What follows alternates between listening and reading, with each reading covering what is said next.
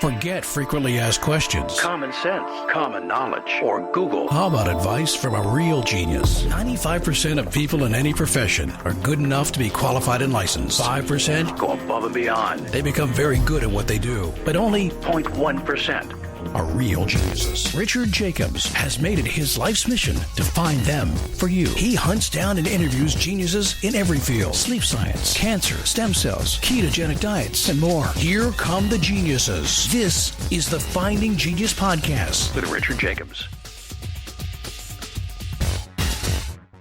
Hello, this is Richard Jacobs with the Finding Genius Podcast. Today, my guests are Baker Perry. He's a co-lead of the meteorology team on the National Geographic and Rolex Perpetual Planet Everest expedition. He was on the high-altitude climbing team that installed the world's highest weather station. Perry is a professor in the Department of Geography and Planning at Appalachian State University in North Carolina. He's led or co-led 21 research expeditions in the tropical Andes, and along with local collaborators, he's installed and maintained 5 meteorological stations at an elevation 5,000 meters, which, quick calculation is probably about 18,000 feet, so that's pretty high up. And then Tom Matthews, he's also a National Geographic explorer, or was the co-lead of a meteorology team on National Geographic and Rolex Perpetual Planet Everest expedition as well. He was on the high-altitude climbing team that also installed some of these weather stations, the highest in the world on Mount Everest. Matthews is a climate scientist and a lecturer at Loughborough University in the UK. Has an interest in glacier-climate interaction. Matthews also researches extreme weather from storms to heat waves, and he's working on improving public communication on climate change. For today's interview, I just have Baker Perry, though. Tom wasn't able to make it, but wanted to make sure that he was also mentioned. So, Baker, thanks for coming. Appreciate it. Hi, Richard. It's certainly a pleasure to be here. I look forward to talking. Yeah. So, have you climbed Mount Everest yourself, like the whole way? And how often are you out there mountaineering and stuff? Well, I have been a lifelong mountaineer, but have only been on Everest 1 year, and that was last year with the National Geographic expedition. And we did not make it to the summit, but we did successfully install the highest weather station in the world at the balcony, which is about 1,300 feet or so below the summit. And it was my first time above base camp on Mount Everest, but I had been to the Everest region once before. I do have much more experience in the Andes, Peru and Bolivia, multiple expeditions of weather stations set up there previously. But, having the opportunity to go to Everest with such a multidisciplinary expedition with National Geographic was quite an experience, to say the least. Oh, yeah. Were you guys going to try the summit if you could, or were you not even thinking about doing that? Well, the summit was always there. That was certainly not the major goal of the expedition. We had a number of, we had 2 major sites that we were considering for installation of the highest station. One was the South Summit, which again was not on the summit itself. The summit is, it really wasn't practical or feasible to install a weather station at the summit because snow up there, and we needed rock to anchor into. Also, it's not appropriate necessarily either, due to the the fact it's the highest point. There's symbolic importance to it, and so from a space consideration and other considerations, we'd never really looked at the summit itself. The South Summit was possible, and the balcony was a site as well. And so we opted for the balcony simply because the traffic jam, the slow pace of the line ahead of us just did not allow us to get up quite as high. Okay. Yeah, I didn't expect you to put an antenna at the summit. And you're right.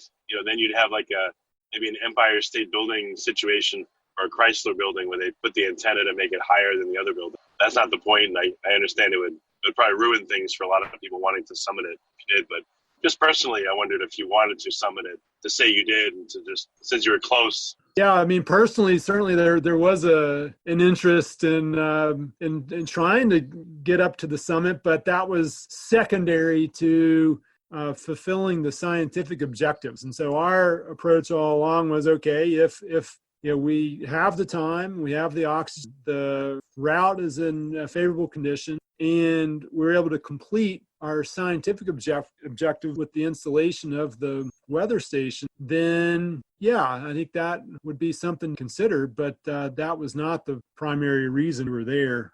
Right. So what does the weather station consist of? Was it a whole big unit, or was it an antenna, or what is it? Why did you put it in there? Yeah, so we actually installed a network of 5 weather stations, starting in the community of Fort Say, which is at 12,000 feet, and going all the way up to the balcony. And the lower 2 stations were much more involved, and they had a set of comprehensive sensors to measure precipitation and station phase, or whether it's raining or snowing. We also had snow depth sensors with it, and then standard meteorological instrumentation, so wind speed sensors, temperature, relative humidity, pressure, solar radiation. And then as we moved up from the second highest station, which was at base camp, we moved to Camp 2.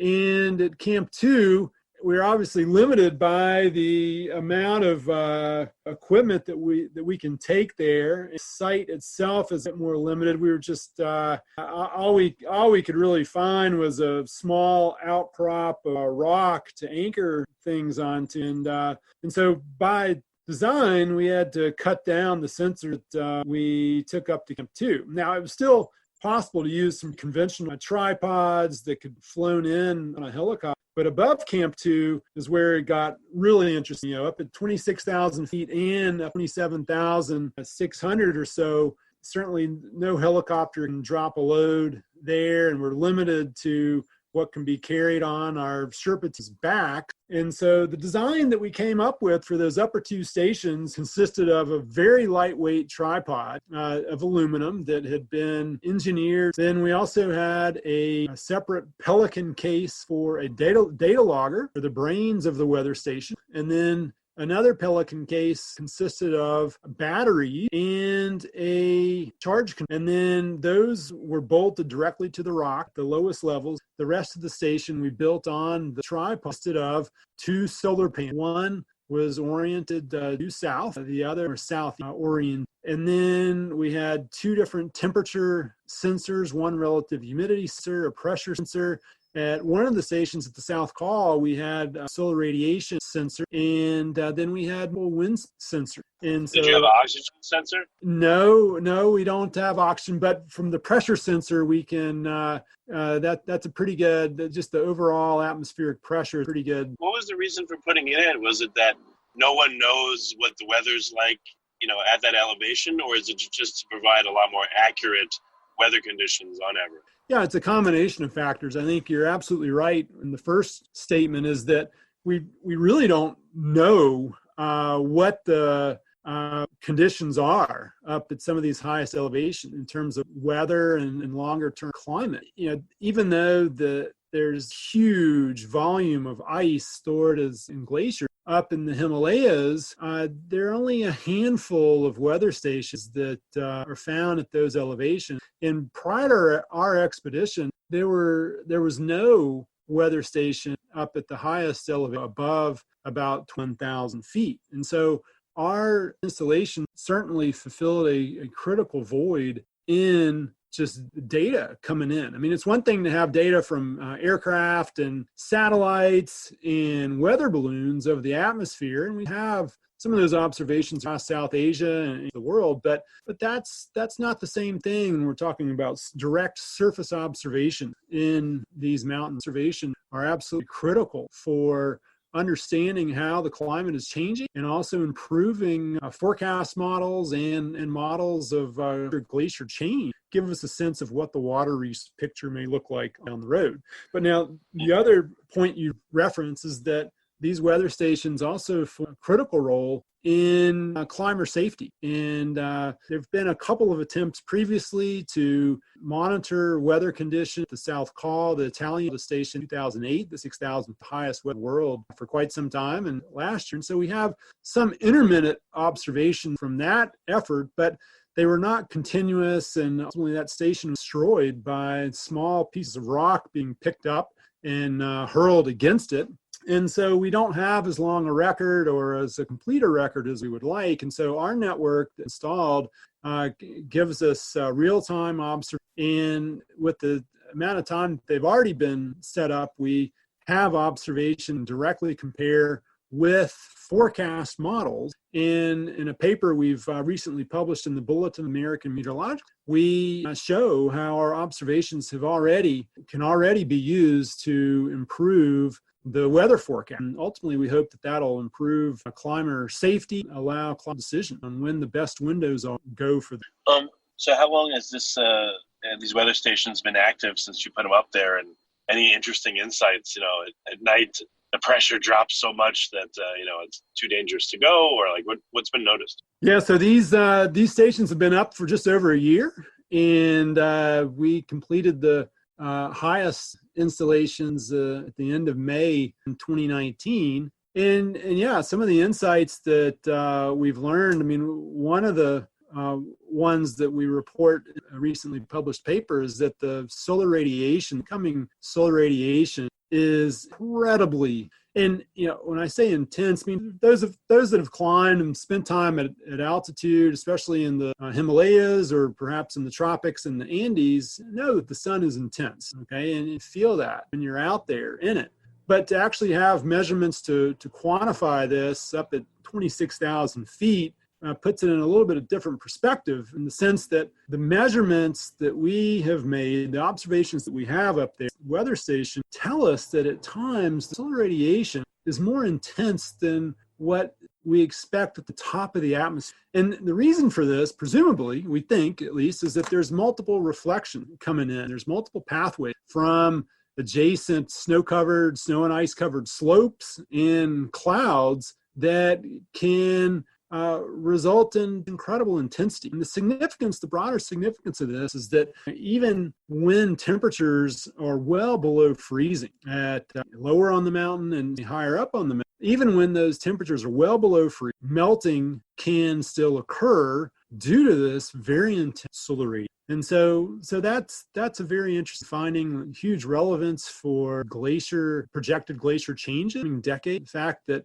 there's already melting occurring, even though the freezing level is well below the tops of peaks, indicates that some of the models that are used to project future changes in glacier extent may need to be revisited. Yeah, I don't know if this is the case, but I wonder if because of the solar radiation up there, if oxygen is broken and turned into ozone, and if people are up there, they're literally breathing a different air chemistry. Maybe the nitrous oxide is formed more, and maybe it's not just less oxygen that's a problem up there, but maybe you're literally breathing NOx, SOx, ozone, etc., and that's part of the problem. Well, there's some recent work that my colleague Tom Matthews is leading does suggest that the ozone values up there are exceptionally high, particularly during the spring climbing season. So there may be some other interesting facts that come out of these analyses and these observations. I think that's the tip of the iceberg with some of our work, especially as our colleagues on the biology side and on the glaciology side begin to dig into their data a bit more and be some really interesting. Yeah, does this suggest, in terms of climber safety, does this now suggest the best times to summit and times to avoid? And will you coordinate this where, let's say, a group wants to summit? I would think they would check this weather station first, and then they would tell them, all right, now's a good time, or no, don't summit now. It's very dangerous for various reasons. Yeah, absolutely. And I think that was one of the motivations on the National Geographic side from the beginning, is to have a way to provide real-time observation from these areas. And, we continue to work closely with the government of Nepal, and in particular their Department of Hydrology and Meteorology, to share these insights, share the data. And there's hope that they will then use these insights to issue a more detailed climber forecast for the region. And certainly, as the data are publicly available in real time and the publication we're working on distributed to a wide audience, the hope is that the private sector meteorologists also forecasting for expeditions will be able to also, that can improve the decision on the mountain. That's certainly our hope. I wonder if, you can make a miniature weather station that you could sew onto a pack or onto someone's hat or glove or something. So literally you could monitor as they go all the way up, up and down from the summit at least, places you normally wouldn't put a permanent weather station, what their personal climate is like. And I wonder if that would be an interesting thing to do if it could be done to get more data.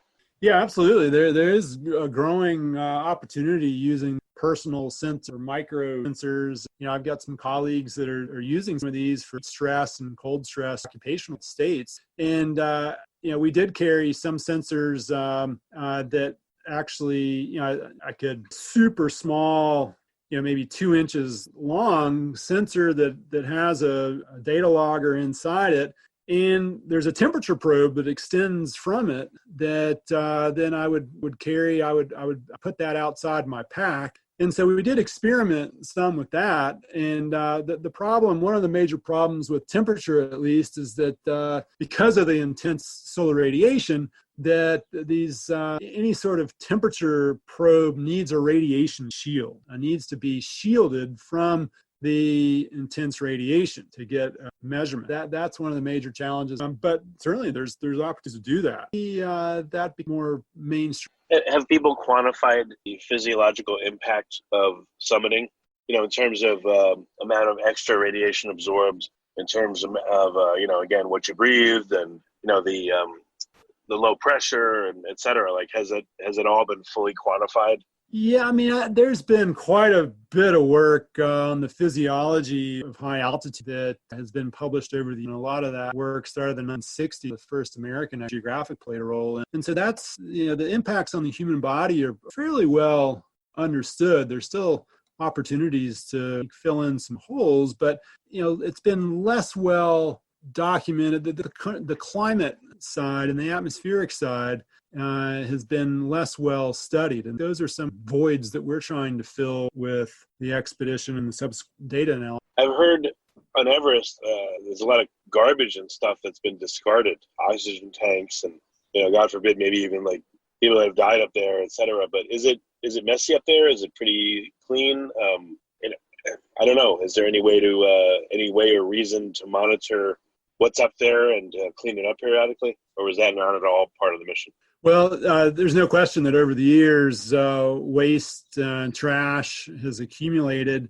And this, was very bad at base camp up until probably the last 10 or 20 years. And to be honest, I was pretty amazed at how clean base camp was and the area around base camp. There's been a monumental effort on behalf of climbing companies themselves, the government of Nepal, the national park, and local communities to clean up a base camp surrounding environments. And progress is being made higher up on the mountain. It's a lot more challenging at Camp 2 because this is above the Khumbu icefall. And standard procedure is to carry trash and used equipment and goods back down through the icefall. And that's tremendous physical. It's been a little slower cleaning up too, but there's progress being made. And then there still is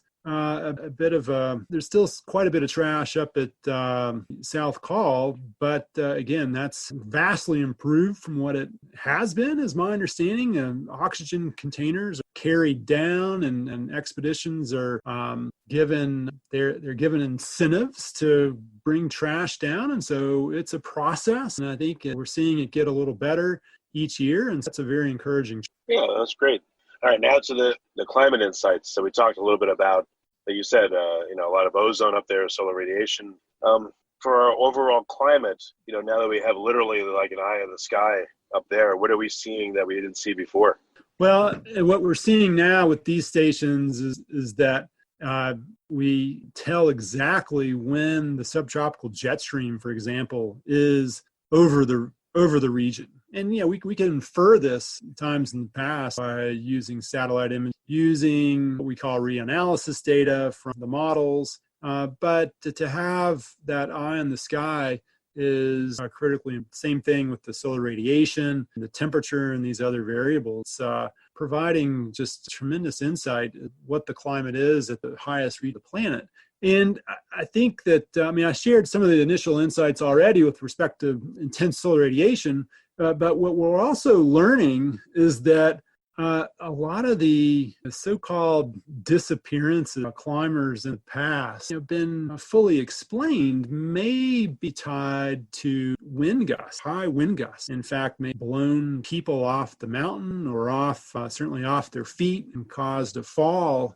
And so that is a very relevant finding. And then, of course, the hope is that these stations continue to operate for some period of time, and so we don't just get a snapshot of 1 year or so, but can have a longer term insight view into the weather on the roof of the world. And this will become particularly important as our colleagues at the University of Maine begin to analyze the ice core, the highest ice core in the world that they recovered from the South Col, because the weather stations provide critical context of the current climate, and that aids in the interpretation of the climate going back in time and the reconstruction from that ice core. And so I'm really excited to begin to work more closely with them as the labs open back up, as we get data coming back from that ice core. One more question on Everest. How many weather stations are there, geographically spread out over Everest? And are you able to create like a picture now of the climate of most of the mountain and how it varies around the mountain? Well, that's a great question. And certainly we set up the network of 5 stations on the Nepal side that extends all the way down into the lower Khumbu and the town of Fortsay. There's also, there are several stations maintained by a French glaciologist, Patrick Vagnon, and colleagues from Tribhuvan University in Nepal that are on the way up to base camp. And so combined with those, we're definitely substantially improving the density of observation. And also the Chinese have been working on the north side of Everest. In fact, last year, right after we had installed the station at Camp 2, the 21,000 and just over 21,000 feet, 6,000, and let's see, I'm getting my conversions all mixed up, so I'll stop there. But I've been thinking in meters, but it's just over 21,000 feet. When we installed that weather station, we returned to base camp, and we were super excited. It was a great spot. The installation went well.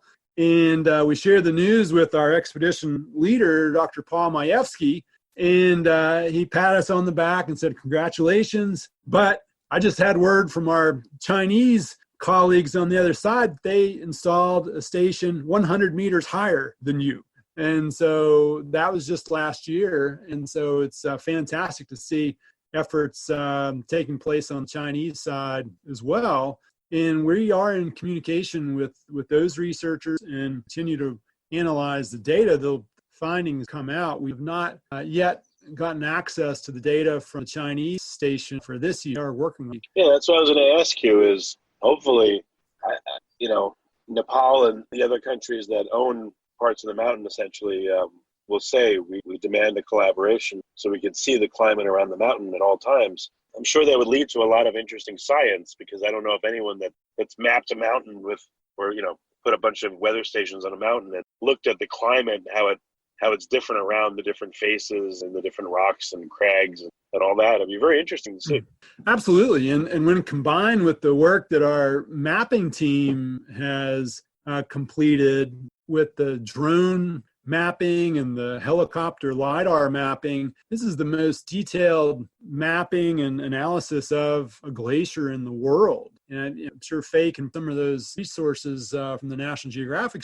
But I mean, there's an incredible opportunity here to tell the story of how the Khumbu Glacier on the south side of Mount Everest has changed over the last 50 years with these different data sets, and to take the viewer into the glacier using virtual reality and to have these sorts of immersive experience, see up close and personal how the landscape is in models think it may change. The data sets that are collected, terrific scenario, and putting people in this environment incredibly difficult. Well, very good.